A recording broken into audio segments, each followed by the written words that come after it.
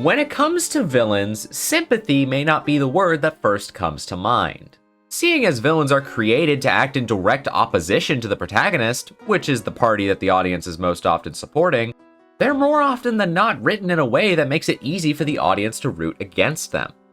This is why oftentimes villains are made out to be irredeemable, twisted, and downright evil. The audience feels significantly more gratified from seeing a villain like that taken down because doing so feels like the only viable option. However, this is not always the case, as there are also plenty of villains who contain complex personalities, somber backstories, and ambiguous motivations. These are the types of villains whose morality is up for interpretation rather than set in stone, which gives them infinitely more depth as characters. These types of villains, which I am dubbing tragic villains for the purposes of this video, have become relatively common in recent years due to their ability to make the audience feel genuine sympathy for them, which creates a much more impactful and morally deep story as a whole. This is particularly true for Ace Attorney because murder mysteries set the perfect stage for villains with complex motivations that go far beyond simply being evil for the sake of it. While the very first Phoenix Wright Ace Attorney was relatively lacking when it came to tragic villains, from Justice for All and onward, the series has been chock full of villains so tragic that they can often make the player question whether or not they should be considered villains in the first place. These villains can come in many different forms, but for the purposes of this video, I've isolated what I believe to be the 6 most noteworthy tragic villains from the Ace Attorney series and split them into 3 different groups. And today I'm going to go through them and analyze them in order to find out how to make a tragic villain complex, how to make one morally ambiguous, and how to make one ascend far beyond what a simple run-of-the-mill villain is capable of. Let's begin.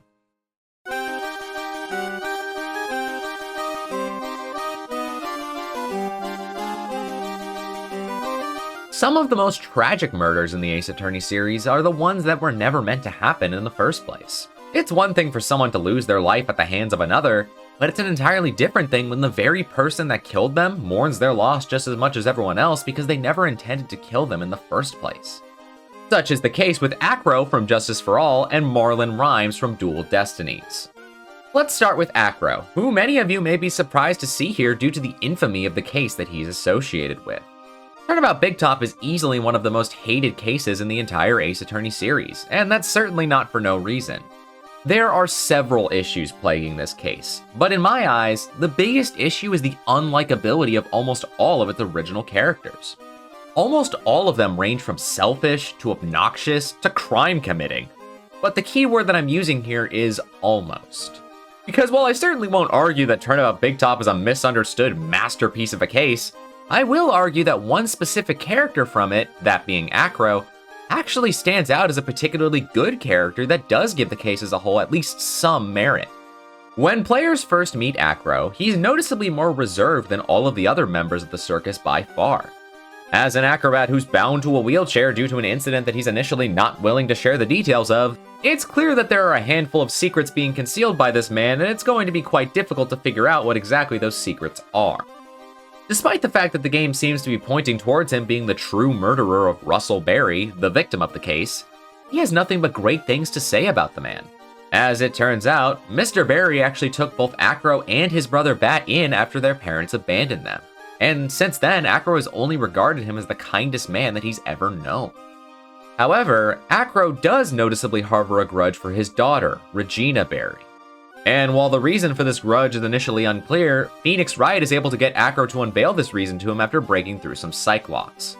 As it turns out, Acro's brother Bat had developed a crush on Regina, which led to constant teasing between the two. And 6 months prior to the murder of Russell Berry, Bat decided to tease Regina by sprinkling some pepper on her, causing her to sneeze. Regina then retaliated by gifting Bat a scarf with pepper sprinkled on it.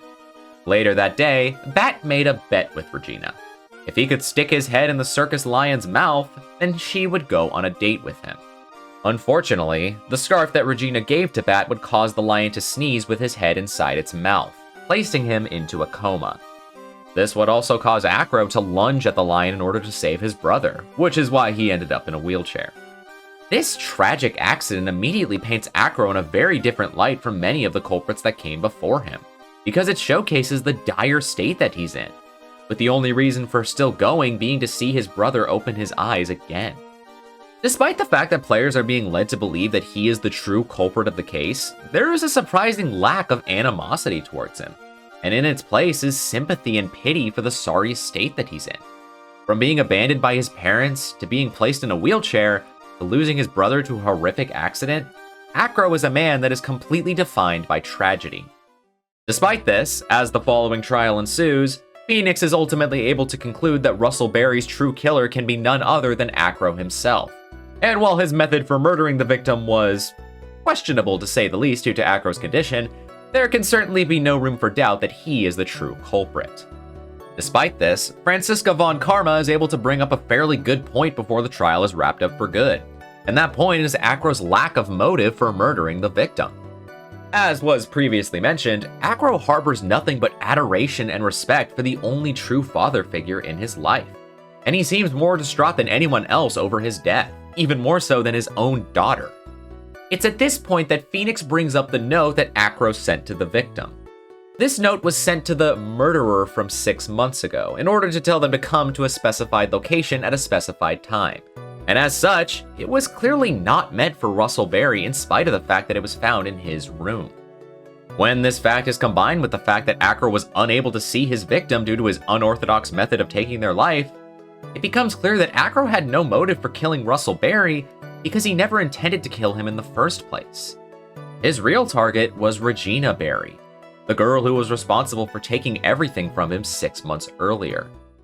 However, more than for what she did, Acro resented Regina for her naive way of looking at the world as a whole, and to that end, what happened to Bat. Due to the way that she was raised, Regina had no concept of death and what she had actually done, so she believed that Bat had simply become a star in the sky. This disconnect from reality and lack of responsibility for the horrible things that she did infuriated Acro and transformed the humble performer into someone who was willing to murder her just so that justice could be done. Unfortunately, Regina's naivety would once again spell Acro's doom, as she believed that the note that he gave her was not meant for her, causing her to post it in the cafeteria notice board. This would lead to it being discovered by her father, who, unlike her, fully understood what the note meant. This would cause him to arrive at the specified location in Regina's place, where he would then lose his life. With all of this in mind, while Acro is indeed the true killer of Russell Berry in this case, he also acts as the biggest victim out of everyone. After losing both his brother and his ability to walk, he was forced to watch the one responsible for it all walk around innocently without a care in the world. And as soon as he decided to take matters into his own hands, he ended up killing his father figure and the kindest man he ever knew. He had failed in the worst way possible, and as a result, he wasn't even sure what to do with himself. For a moment, he even considered taking his own life. The only reason Acro didn't want to get caught for his crimes was so that he could still be there for his brother and see his eyes open once more, because otherwise, he had no reason to continue going on. He had lost everyone and everything that he ever held dear. So while he may act as Turnabout Big Top's villain, he's also undoubtedly one of the saddest characters in the entire series. And on that incredibly depressing note, let's move on to Marlon Rimes from Turnabout Reclaimed, which many fans have heralded as Turnabout Big Top done right. And as such, Marlon Rimes can be seen as a parallel to Acro in many ways. However, unlike Acro, it's not at all immediately obvious that Marlon Rimes is the true murderer of the victim, Jack Shipley. Instead, the most suspicion is initially placed on Herman Crab, who seems to check all the boxes that a typical Ace Attorney culprit tends to check. Meanwhile, Marlon Rimes is presented as a fairly likable man who holds a great deal of respect for both Shipley and Sasha Buckler, the woman who approached Phoenix Wright and asked him to defend Orla the Orca in court. Yes, that's real. Moving on. When Rimes is brought to the stand, he notes how he didn't want to testify as a witness but is being forced to anyways. When he does give his testimony, he seems to be advocating for the guilt of Orla while simultaneously attempting to protect Sasha. Unfortunately for him, his testimony helps to contribute to Sasha herself being accused of murdering Shipley as soon as Orla's innocence is proven, which Rimes is not too pleased about. At this point, Marlon Rimes seems like nothing more than an average guy who doesn't want anything to do with this courtroom drama, but cares a lot about Sasha Buckler. He makes it clear that his concern isn't for any romantic reason, but that he just wants to make sure that she's safe. When Rhymes is brought back to the stand the following day, he once again attempts to accuse Orla of murdering Shipley despite the fact that she's already been declared innocent. When Phoenix pushes back against this, Rhymes is perplexed, telling him that he should use his testimony to his advantage if it means he can prove Sasha's innocence. However, Phoenix turns him down, telling him that he's only interested in finding the truth. And so he does, as Phoenix soon reveals that Rhymes not only attempted to take Orla's life using a powerful sleeping drug, but that he was responsible for the murder of Jack Shipley. This twist may have come as quite a shock to many players because it's not one that was immediately obvious. Due to Turnabout Reclaim's status as a DLC case, it was not clear how complex the case intended to be. Sir Herman Crab acting as the standard villain made it seem as if the case would be rather simple. So to have the true culprit be the most unassuming original character in the entire case is quite a well done twist. While it becomes increasingly clear that Rhymes was responsible for the death of Jack Shipley, his motive for doing so is entirely unclear. And much like Acro, the reasoning for this inconsistency is that Rhymes never intended to kill Shipley in the first place. In actuality, he had intended to kill Orla by draining the pool that she was swimming in. And when Shipley tried to stop him, the resulting struggle ended in Shipley falling into the empty pool and to his death. The reason for Rhymes wanting to end the life of Orla lies in Azura Summers, a woman who was thought to have been murdered by the very same Orca and the former girlfriend of Rhymes. As a result of this tragic incident, Rhymes decided to work for Shipshape Aquarium for two major purposes. The first was to get his revenge on the whale that killed his girlfriend, and the second was to make sure that that Orca didn't take the life of Azura's apprentice, Sasha Buckler. However, both reasons are rooted in the same goal: ensuring that Orla is never granted the opportunity to take another life. Unfortunately, in his rage-fueled pursuit of that goal, he would end up killing a man that he held a great deal of respect for instead of the Orca that he had intended to kill. Once this has all been brought to light, Rhymes concedes defeat and expresses his wish for receiving the death penalty. Not only so that Sasha can be declared not guilty, but because he feels so overwhelmed with guilt and despair that he no longer wishes to even live. He feels like a complete and utter failure not only for failing to protect Azura, but for failing to kill Orla multiple times and putting Sasha's life in danger. And while this story has in many ways mirrored the one that Acro experienced in Turnabout Big Top, the ending is where things start to separate and where Turnabout Reclaim cements its own unique identity. Just before the trial is brought to an end, Phoenix interjects one last time to prove that Marlon Rhymes did not intentionally kill Jack Shipley. Instead, Shipley slipped while attempting to stop Marlon Rhymes from draining the pool, causing Rhymes to grab onto his arm in an attempt to save him. Not only that, but Phoenix is also able to prove that Orla was not the one who killed Azura Summers. Instead, she actually died of heart failure while in the water, and what was thought to be the Orca killing her was actually her attempting to save Azura's life. In the end, neither the death of Azura nor the death of Shipley was directly the fault of one individual. The former was a tragic incident that no one could have predicted, and the latter was an unfortunate accident that Rhymes didn't intend to happen. On one hand, Rhymes feels even worse off than before knowing that his schemes for revenge were all for no real reason. But on the other hand, he's grateful to Phoenix for going out of his way to save him after he had already chosen death. In the end, Rhymes resolves to make up for everything that he's done, no matter how long it takes, as a way to thank Phoenix and Sasha for believing in him despite it all. Acro and Marlon Rhymes are fascinating characters to compare to me because while they are both terribly tragic characters who lost their loved ones due to circumstances that were entirely out of their control and only caused more bloodshed in their attempt to gain justice, their stories conclude on opposite notes. While Acro is left to go to jail after losing everything that he ever cared about, Marlon Rhymes is given a second chance so that he can right his wrongs and improve as a person. Acro's future in the Ace Attorney series is unclear because while the Berry Big Circus does return in a future Ace Attorney game, neither he nor Bat make any appearances in that game, making it unclear whether or not Bat ever woke up from his coma. Conversely, the ending of Turnabout Reclaim shows Rhymes working together with Sasha at Shipshape Aquarium, ensuring a bright future for the both of them. This contrast perfectly shows how tragedy can end in wildly different ways, and the ending of both characters' stories are equally as impactful and meaningful, just for different reasons. In many ways, Acro and Marlon Rhymes act as two sides of the same coin. Two pathways that can be taken when tragedy strikes. One, ending in losing even more than he lost before being left with nothing. The other, ending in being granted a new opportunity to make up for what he has done so that he can start anew. Both characters are incredibly complex, and the comparisons that can be made between them only serve to further show how they are each some of Ace Attorney's most underrated villains of all time.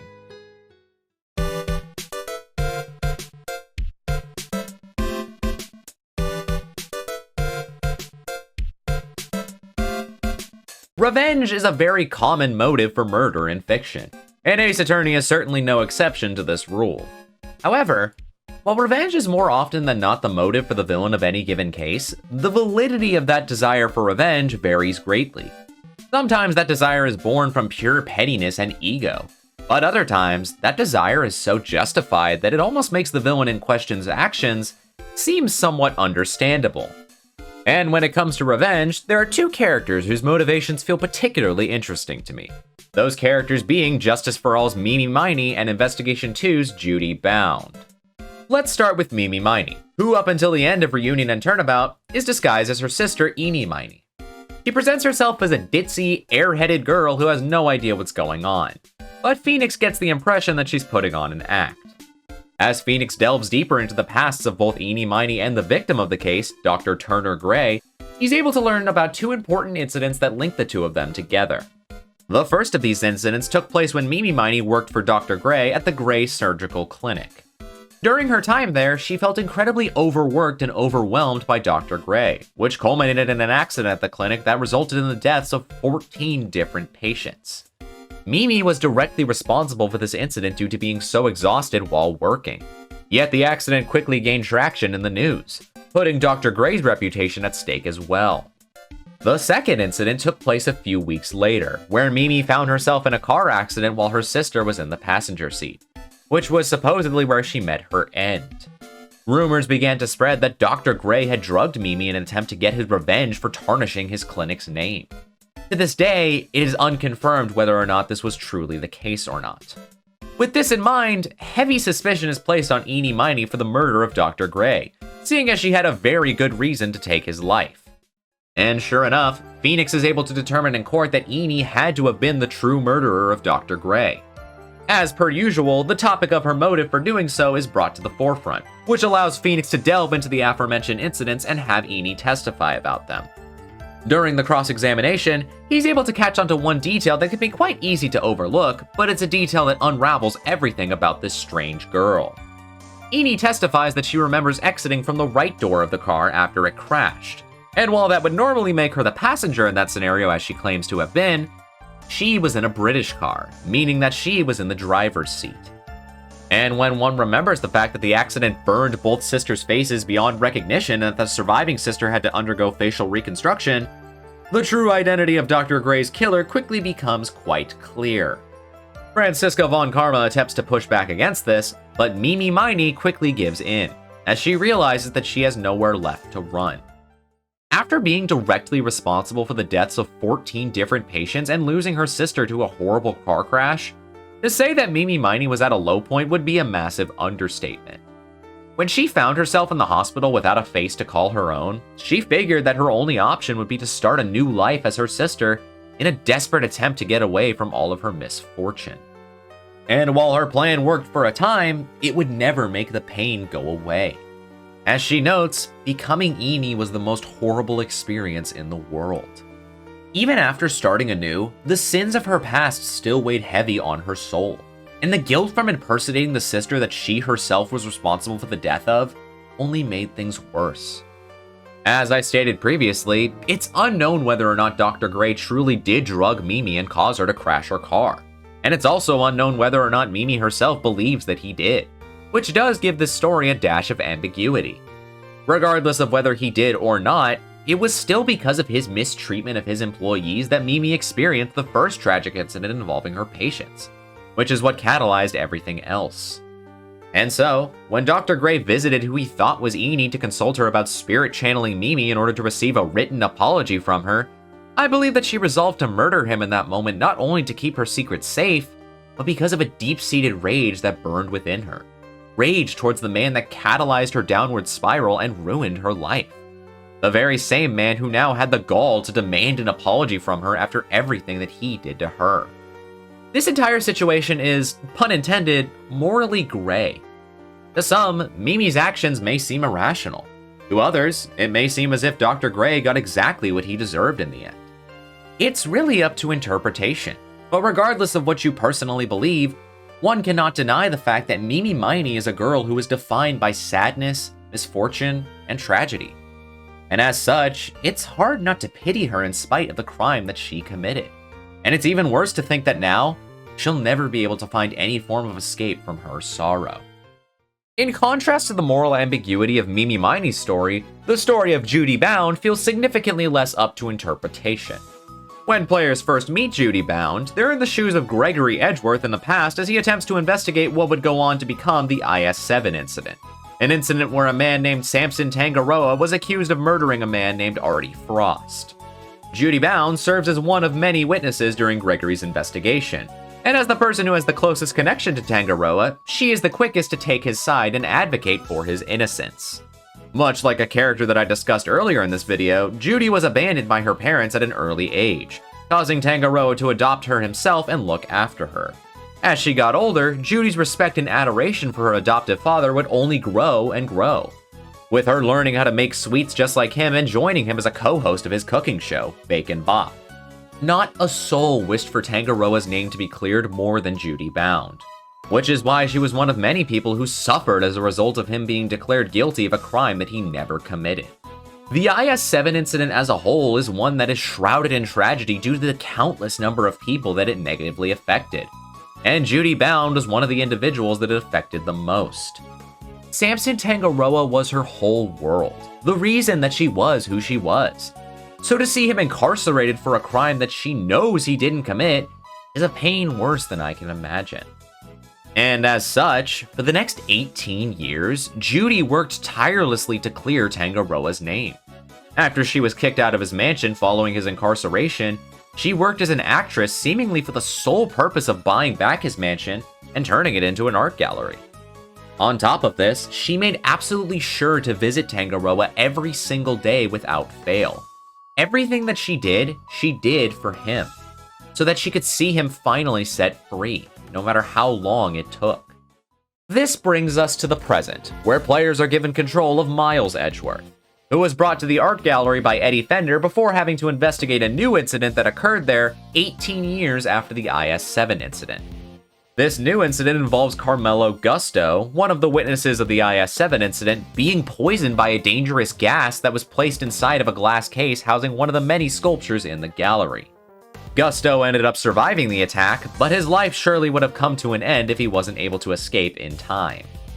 And as Edgeworth investigates this crime, Judy acts noticeably more suspicious than she ever did during the IS-7 incident, with her seeming to be busy with something and intentionally withholding details from Edgeworth and crew. As I'm sure you can guess, this leads to Edgeworth confronting her directly, and despite her opposition, he's able to ultimately prove that she was the one who was responsible for poisoning Carmelo Gusto. And upon being exposed, Judy sheds a tear and deeply apologizes for committing such a horrible crime before explaining why exactly she did what she did. Once she was able to buy back Tangaroa's mansion, Judy discovered that the missing body of Artie Frost had been frozen in one of the ice sculptures that was being preserved, and so she devised a plan to catch his true killer once and for all.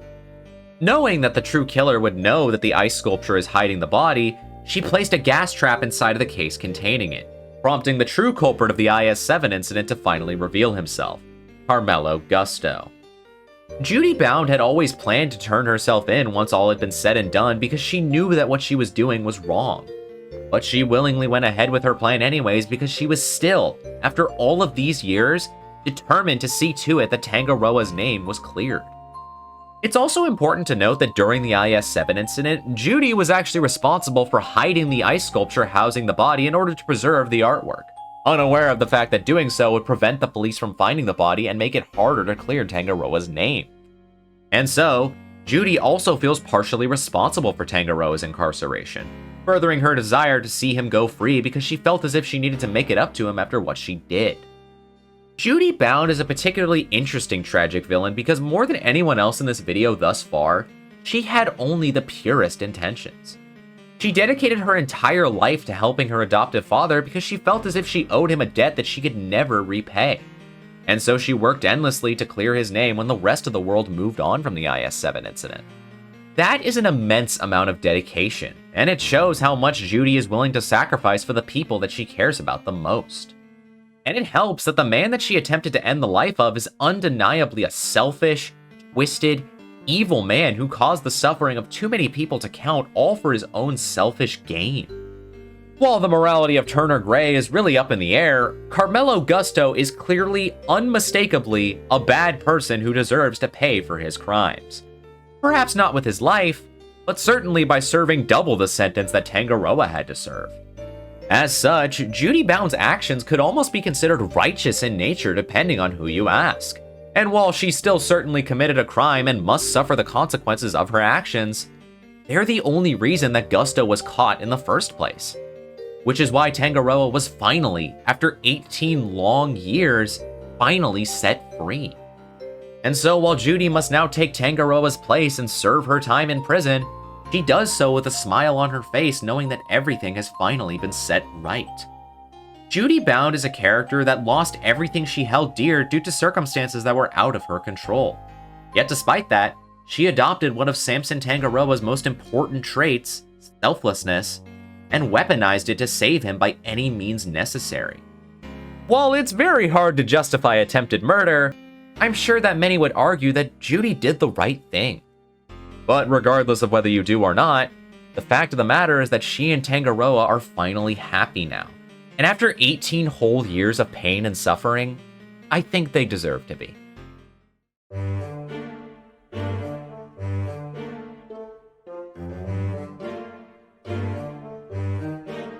Throughout this video, I've discussed several villains who have been in a variety of unfortunate, downright depressing scenarios that often make the player feel a great deal of sympathy for them in spite of their roles as villains.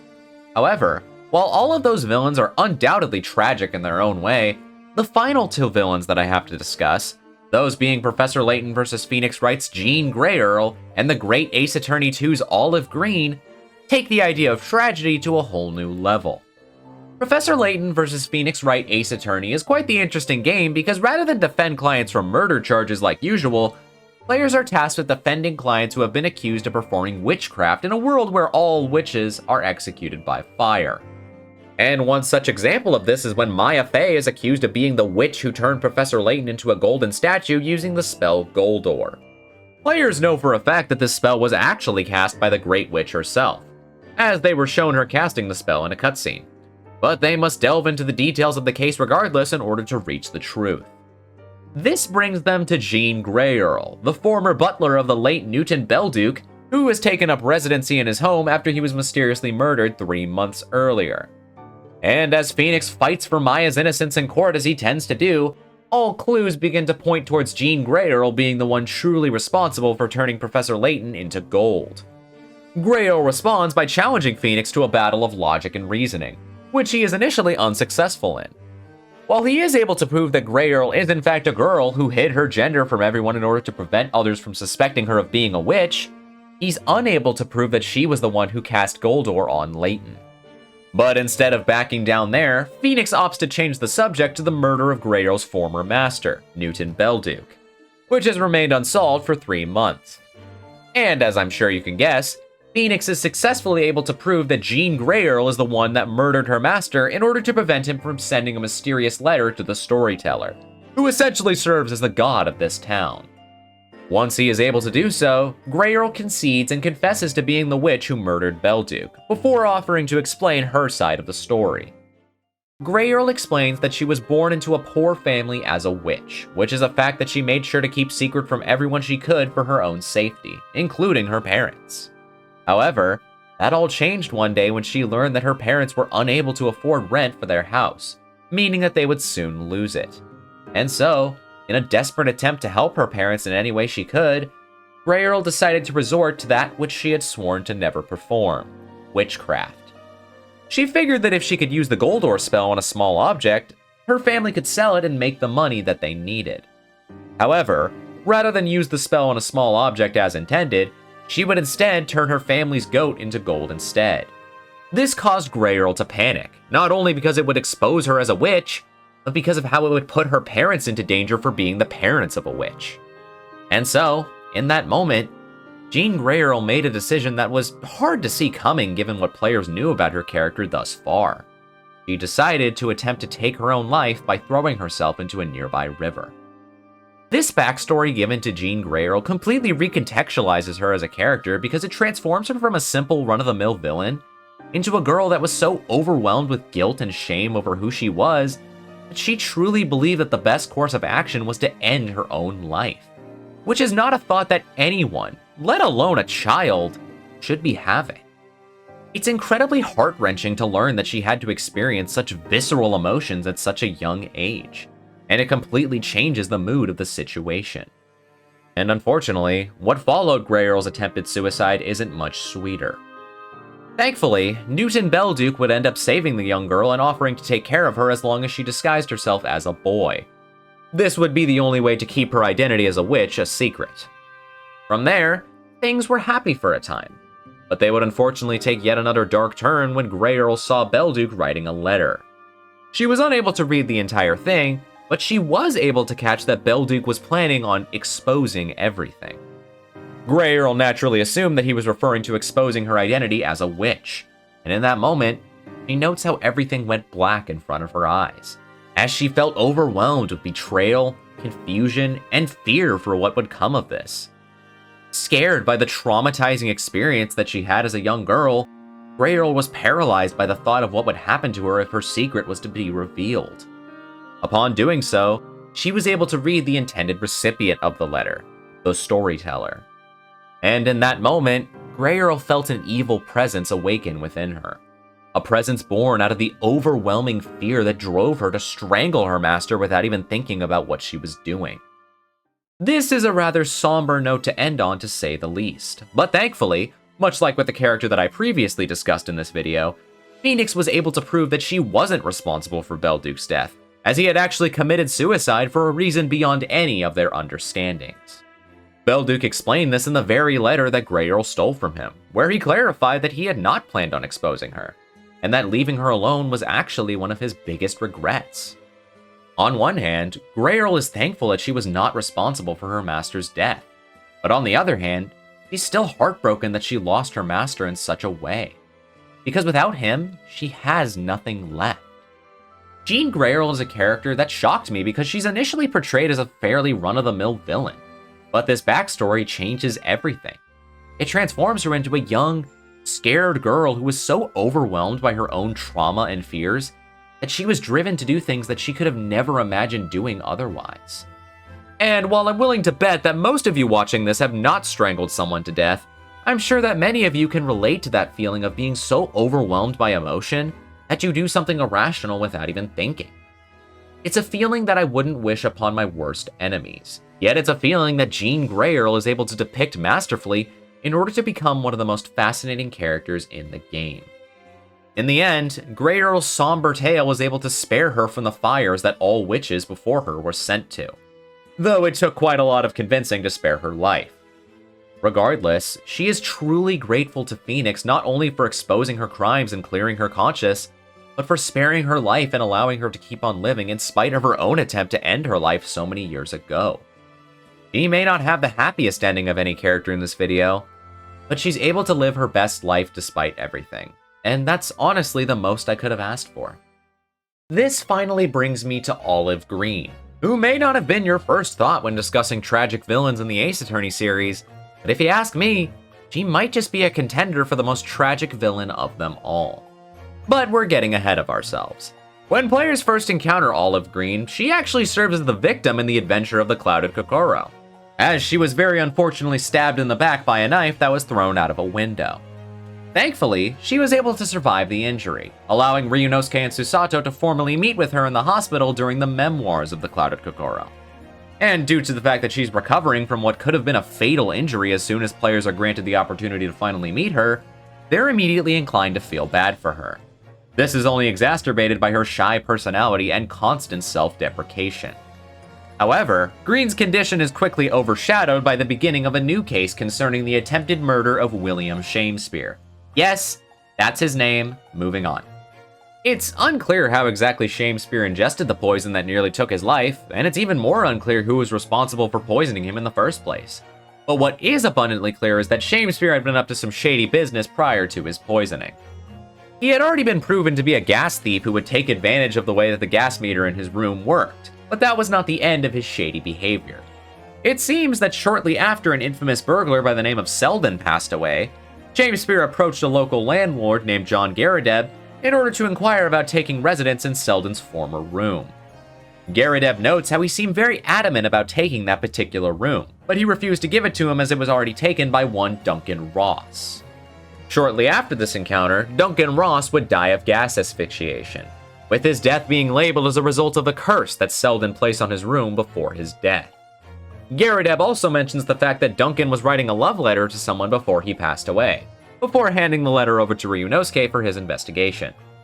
And while Susato initially protests reading such a personal letter, what the group finds is that the letter was addressed to someone that they know, Olive Green. And so, they resolve to pay a visit to her once more in order to inquire about the late Duncan Ross. However, what they find there is a most disturbing sight.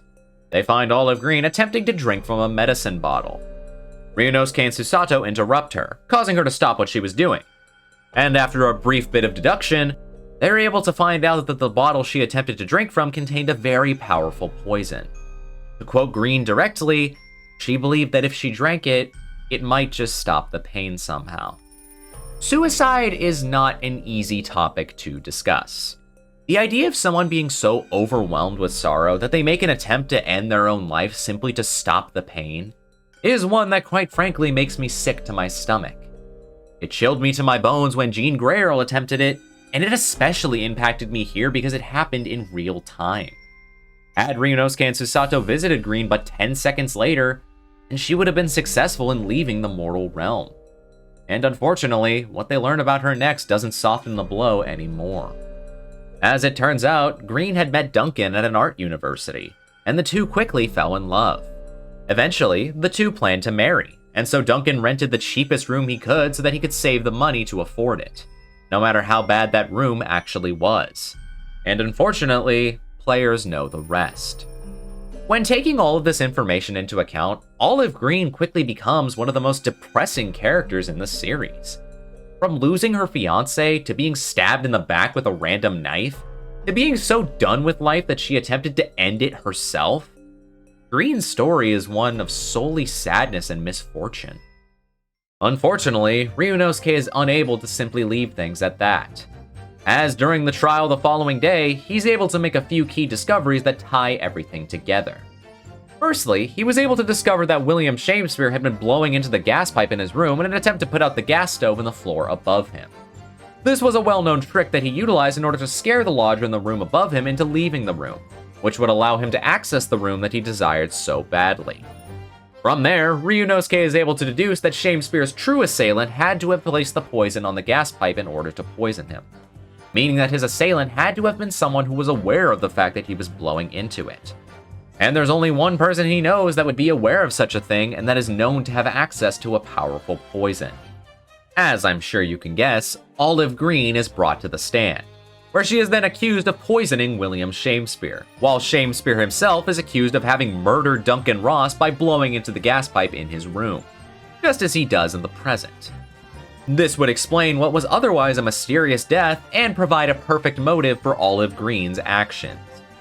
Both parties deny such claims, but Ryunosuke refuses to back down, as he delves into the details of both incidents and is ultimately able to prove their guilt. In the process of doing so, he's able to learn that Shakespeare desired Selden's room because he was an old friend of his, and in Selden's dying moments, he informed Shakespeare that he had hidden away a secret treasure in his room. And so, Shakespeare became crazed by the idea of obtaining the treasure, so much so that he ended up murdering Duncan Ross in an attempt to obtain it. From beginning to end, he was a man driven by greed, selfishness, and the lack of value for human life. On the other side of the spectrum, you have Olive Green, the woman who lost her fiancé as a result of this man's selfish actions. She explains that when she first lost Duncan, she assumed that it was merely a terrible accident, just like everyone else did. However, there was something in the back of her head telling her that it was more than an accident, and it refused to go away. As the rest of the world slowly forgot about him, Green spent day after day thinking about her late fiancé, wondering why he had to die in the way that he did. And so, she devised a plan to find the truth. She purchased a bottle of poison from the black market and spread it across the mouth of Shakespeare's gas pipe while he was away.